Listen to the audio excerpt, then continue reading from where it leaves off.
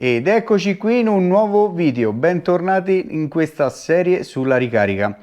Nella volta precedente avevamo illustrato le varie fasi per la preparazione del bossolo. Riprendiamo da lì. Dopo aver rimosso il grasso all'esterno del nostro bossolo e aver passato lo scopolino all'interno per togliere eventuali residui sia del foro di vampa che della trimmatura, andiamo a misurare effettivamente la lunghezza che abbiamo ottenuto dopo la trimmatura.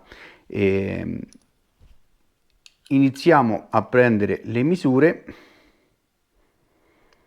e come possiamo vedere la nostra munizione, il nostro bossolo è lungo 62,92.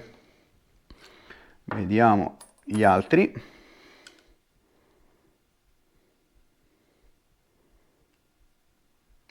62,92. E così via. Come possiamo vedere, la nostra fresetta di cui vi ho parlato la volta precedente ha una precisione veramente invidiabile. Detto ciò, vi dico che sono rimasto veramente soddisfatto di questo acquisto e adesso passiamo alla fase successiva. La fase successiva è innescare il nostro bossolo. Io ragazzi vi consiglio di utilizzare un innescatore manuale, ma possiamo anche eventualmente utilizzare l'innescatore che abbiamo nella pressa. Però il mio consiglio è di utilizzare un innescatore manuale a parte, perché comunque secondo me lo ritengo molto più preciso. Perciò andiamo a rimuovere il nostro innescatore sulla nostra pressa. Allora, come funziona questo innescatore? Questo innescatore funziona molto semplicemente inserendo i nostri inneschi in questa sede. Questa sede serve ad far girare gli inneschi tutti nel verso corretto, e poi abbiamo semplicemente un grilletto che spinge il nostro innesco all'interno del bossolo in questo modo. Adesso andiamo ad innescare i bossoli preparati nelle volte precedenti e andiamo ad inserire sul nostro piattino gli inneschi che ci occorrono. Una volta che tutti gli inneschi si sono messi nella posizione corretta, andiamo ad innescare i nostri bossoli. Inseriamo il bossolo nel nostro shell holder e andiamo a inserirlo.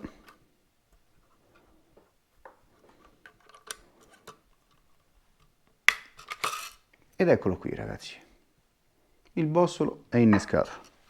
Procediamo così per tutti i bossoli che dobbiamo innescare. Operazione velocissima con questa attrezzatura.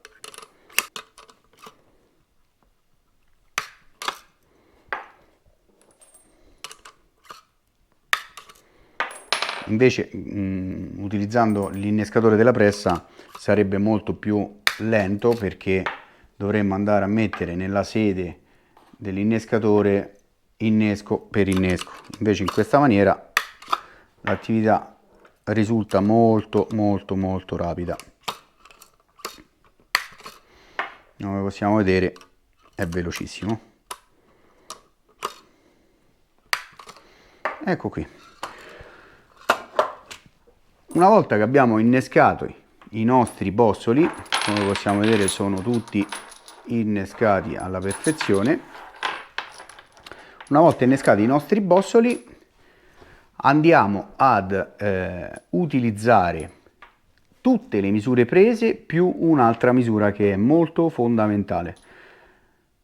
Che cosa significa? Andiamo ad utilizzare le misure dei nostri bossoli, della nostra capienza del nostro bossolo, della nostra arma, ed utilizzando dei programmi balistici andiamo a simulare una munizione assemblata con un certo livello di di polvere e una certa lunghezza. Non dirò i vari pesi dei vari assetti per evitare repliche. Perché? Perché, come abbiamo precedentemente detto, le munizioni vengono costruite per l'arma, quindi noi abbiamo prima studiato la nostra arma, abbiamo preso le misure e poi abbiamo scelto la palla, scelto la polvere e inserendo i dati nei nostri calcolatori balistici andiamo a realizzare la nostra munizione. L'unica misura di cui non abbiamo parlato è il volume interno che il nostro bossolo ha a vuoto. Come possiamo misurare questo volume? Se utilizziamo dei calcoli matematici sarebbe veramente molto difficoltoso. Infatti questi calcolatori balistici utilizzano un volume inteso come quanta acqua contiene il bossolo.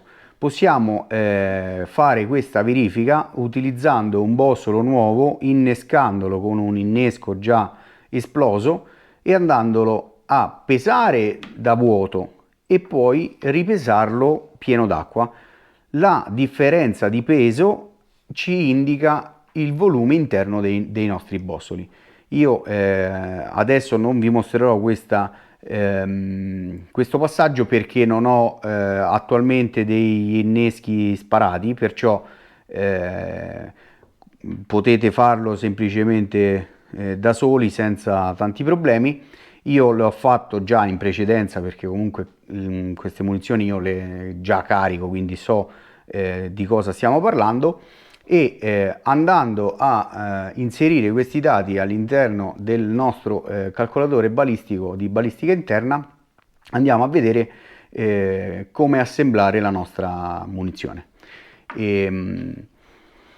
Detto ciò, la preparazione del bossolo è fatta e parliamo della polvere. Allora, io per il caricamento di queste munizioni ho scelto una polvere della Guida Warri, la polvere N550, perché il calibro che sto utilizzando è un calibro comunque abbastanza potente, è un 3006 e ho scelto questa polvere per un semplice motivo, perché è una bibasica. Noi cacciatori non spariamo moltissime munizioni e quindi ci possiamo permettere di utilizzare polveri con un livello di combustione e una temperatura più alta, perché sparando meno colpi non andiamo ad intaccare la nostra canna. Invece i nostri amici tiratori ovviamente avrebbero optato per polveri più tranquille e non bibasiche. Però noi vogliamo una costanza anche sulla combustione, perché diciamo le varie intemperie che possiamo trovare sul terreno di caccia potrebbero essere molte variabili, il freddo, il caldo, l'umidità, eccetera, eccetera, e queste polveri risentono meno di queste variazioni, perciò la scelta è ricaduta su quella tipologia di polvere. Come scegliere la polvere? La polvere, qui c'è un altro studio che dovrete fare. Comunque qualsiasi casa costruttrice di polveri vi mette a disposizione delle tipologie di polveri diverse che vanno in base ai caricamenti. Quindi basta che andate sui vari siti delle polveri, andate a vedere le caratteristiche che vi servono della vostra polvere per realizzare la vostra munizione e molto semplicemente andrete a scegliere la polvere che più è consona per il vostro utilizzo, per quel carico e per quelle condizioni. Quindi non c'è nulla di così difficile o di così intramontabile. Adesso nel prossimo video andremo a vedere bene nel dettaglio altri aspetti secondo me fondamentali per poi procedere con il caricamento vero e proprio della nostra munizione. E detto ciò, io vi saluto, spero di essere stato abbastanza chiaro, e se vi è piaciuto il video lasciate un bel like, commentate il video e iscrivetevi al canale. E come sempre un abbraccio, ciao!